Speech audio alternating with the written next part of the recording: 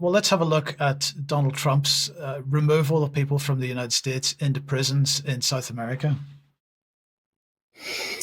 Yeah, I mean, we reported on this with some pretty disturbing videos, if you remember, of Donald Trump illegally deporting immigrants of all nationalities, but in particular 200 Venezuelans that were claimed to be gang members or in some media reported as being terrorists. But of course, they were deported without any due legal process whatsoever. And recently, for example, this is an article in Politico, there has been recent moves for actually the repatriation of many of the Venezuelan deportees in return for 10 American citizens to be sent back eventually to the US by the Venezuelan government. But I just want to remind people of what the San Salvador center, that one of the toughest prisons in Latin America, a pioneer project for Bukele, the president of San Salvador. This was a Reuters report back then, which shows the conditions for the prisoners. The U.S. has sent hundreds of mostly Venezuelan migrants to be held without trial at this mega prison in El Salvador. It's known as CCOT, an acronym for Terrorism Confinement Center in Spanish. The prison opened in February 2023 as part of Salvadoran President Nayib Bukele's highly popular hardline security policy, which has resulted in a sharp drop in homicides. El Salvador claims it is Latin America's biggest, with capacity for 40,000 inmates. It stretches across 57 acres and is located in an isolated rural region east of the capital, San Salvador.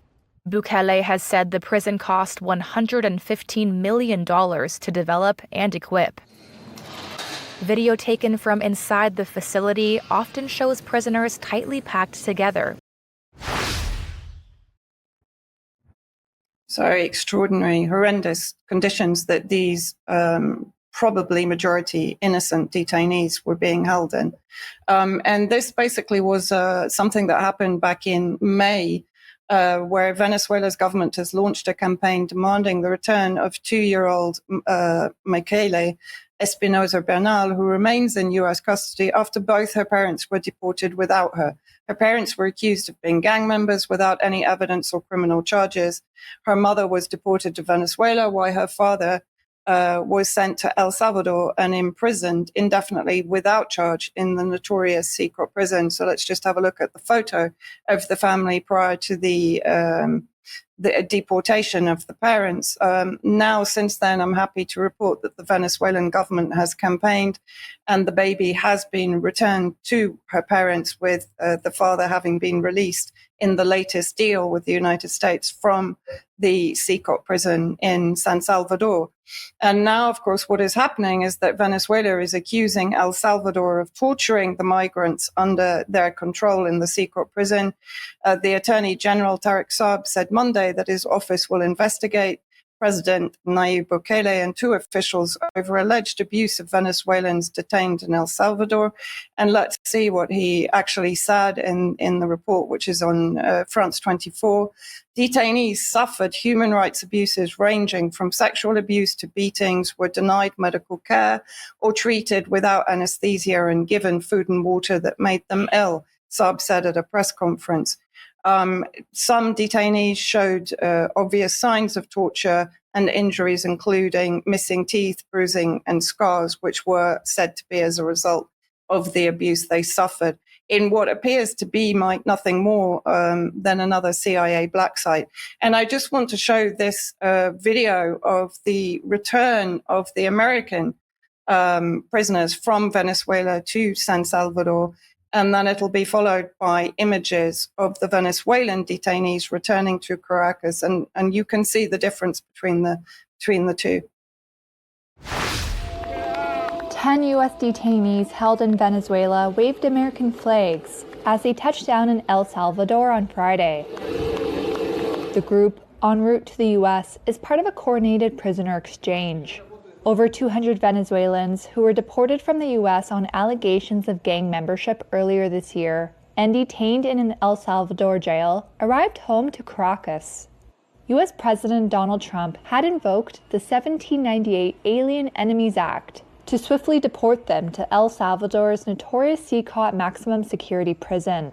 The deportations drew fierce criticism from human rights groups and a legal battle with the Trump administration over allegations that due process was not followed. Family members and lawyers representing many of the detained Venezuelans deny they had gang ties, and lawyers say they were not given a chance to contest the Trump administration's allegations in court.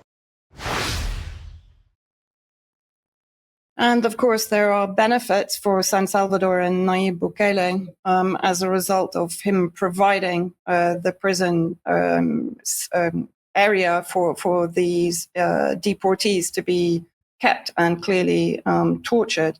And so this was an article in the last few days from the New York Times, how El Salvador is reaping rewards from Trump's deportation agenda. And let's have a look at what it actually says. So in part of the article, they say that an investigation led by the New York Times found that the US government not only paid Mr. Bukele's government around $5 million to incarcerate more than 200 Venezuelan deportees, but added a bonus at his request, the return to El Salvador of several top MS-13 leaders in American custody. MS-13 are basically a San Salvador gang that originated in Los Angeles to ostensibly protect refugees from San Salvador during the Civil War. And then basically, if we consider that what might happen with this project that has been launched by Bukele and profited from by Trump, of course, this could lead to the replication of these kind of prisons and detention centers across Latin America, just as we saw previously in the Middle East, to act as detention centers for deportees and torture centers for anyone that the US deems to be ready for deportation. But then I also wanted to show, this is actually an article in The Telegraph that was published today. Inside Alligator Alcatraz, prisoners describe nightmare conditions. And if we have a look at the content of the article itself, cooped up like chickens in cages, eaten alive by bloodthirsty mosquitoes, and living in cells said to be awash with human waste and filth. They're just some of the appalling conditions described at Alligator Alcatraz, the Florida prison, which has become the latest symbol of the Trump administration's uncompromising attitude on immigration enforcement. Built on the site of an abandoned airstrip deep in Florida's Everglades, set in a mosquito-ridden swamp, infested with pythons and crawling with alligators, the mega jail can house up to 3,000 migrants. There's only one road. The only way is out through a one-way flight, declared Caroline Leavitt, the White House press secretary, last month. And I think one of the more frightening aspects of this, which is where I bring in the comparison to what is happening in Gaza and effectively across the Middle East, this was a statement from a Venezuelan detainee in this Alcatraz. The conditions in which we are living are inhuman. My main concern is the psychological pressure they're putting on people to sign their own self-deportation. Well, that reminds me very much of the situation in Gaza, where people are being forced to go through such horrific conditions that they will be forced to leave of their own volition. Thank you for that, Vanessa. Thank you. Quite grim. And as you say, we'll be sort of linking that to what's going on in Gaza later on in the program. Before we get there, though, we'd just like to say thank you once again to anybody and everybody that is supporting the UK column. We do need your ongoing financial support. So if you can possibly do that, please click on the button on the front page of the UK column website, and you can see the various ways that you can support us. If you can't support us financially, then please at least share our material, and that helps greatly as well. Now, tonight on Jerem Warfare, Jerem will be speaking to Austrian Scott, and he's going to be talking about debunking myths about China. Tomorrow at 1 p.m. on the live stream, Brian will be speaking to Lynn Lopez Salcedo, who is Israeli, but former Zionist, becoming an anti-Zionist, and she'll be talking about that journey. I saw a few other advertisements here on Friday, on Friday evening. Andrew Bridgen will be speaking in the Seven Stars Hotel in Totnes. Tickets are going fast for that. I urge everybody that would like to go that, anybody that's in the Southwest, please do consider going to it and grab your ticket on Eventbrite if you possibly can. Tickets are available on the door, but as I say, tickets are going fast, so probably best if you possibly can to book in advance. And then on Saturday, a Glasgow Peace Rally, Stand for Peace, is hosting the latest Glasgow Peace Rally in Glasgow. It starts at 12 p.m. Details will be in the show notes, but get along to that if you possibly can. And Sandy, very briefly then, welcome to the program, first of all, but very briefly, the Glastonbury event that's been on and off and on and off is apparently on again. It's finally on, and it's on private land in Langport in Somerset, celebrating freedom of speech with Clive de Clare, Richard Vobes and myself. Arrive at 1 p.m. I'll be speaking about all things 2030 as usual. And there's a wood-fired pizza and a bar open till 11 p.m. And it's the Hacienda, Windmill Lane, TA10 9EP. So come along and enjoy.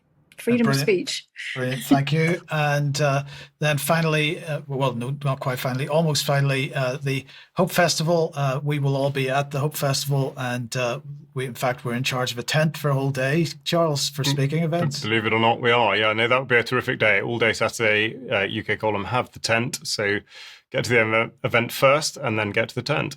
And then finally, the UK Column on location event. The date for the diary is the 18th of October 2025. The topic's going to be health. Tickets going on sale on Monday, the 28th. That's this coming Monday. And we'll have details of speakers and so on for you then. So, well, anything else to add? Well, I think to make the point that tickets, both in person and live stream tickets, will be going on sale on Monday. So if you know you're not going to be able to make it in person, don't worry, you will be able to get your live stream ticket immediately. Okay, now, Charles.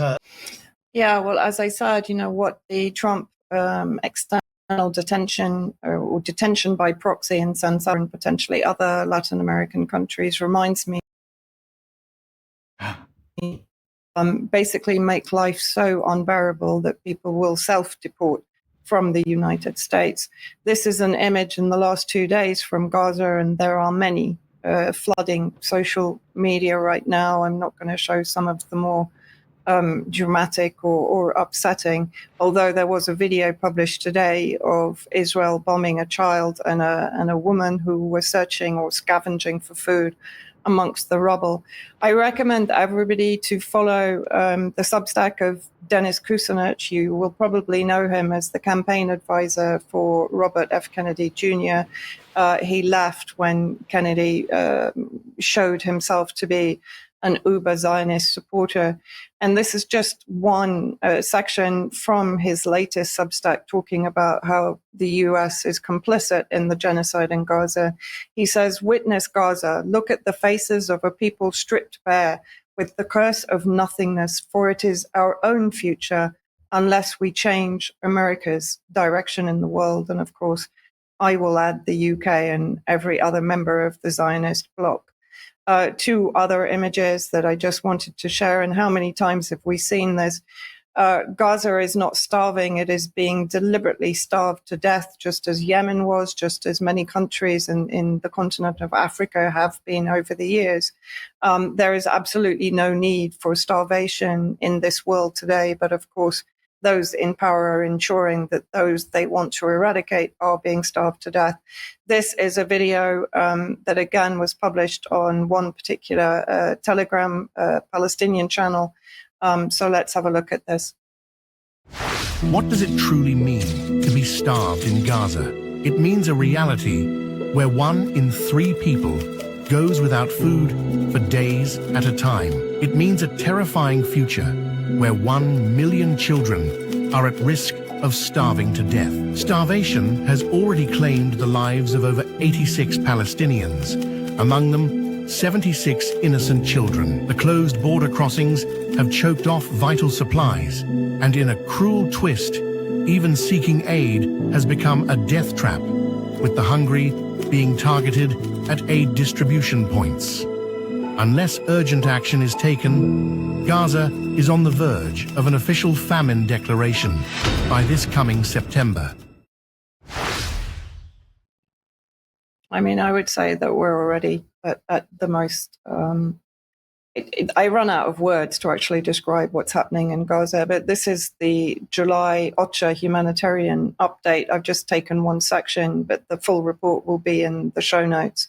And again, what they say is, while cooked meal provision at community kitchens continue at a limited scale, around 240 to 250,000 daily on average. Of course, there's a population of around 2 million in Gaza. General food distribution remains paused as most humanitarian food cargo collection is paused across the Strip because of the attacks on the people going to try and collect aid for their families. Most have been suspended in southern Gaza since the 4th of July. And I just want to look quickly at this map that was also contained within the report. You're going to have to freeze frame and zoom in. But basically, if you look at all of the colors, what they are, the orange, the deep purple, the lavender, they're militarized zones or zones that are under displacement orders since March, or combined displacement militarized zones. So that gives you an indication of the spaces that are actually left for Palestinians to relocate to that are then being bombed on a regular basis. Just horrendous conditions. But again, I compare it to what's happening globally, not only in Gaza and not only in the region here. Yes. Well, thank you for that report, Vanessa. Charles. Yes.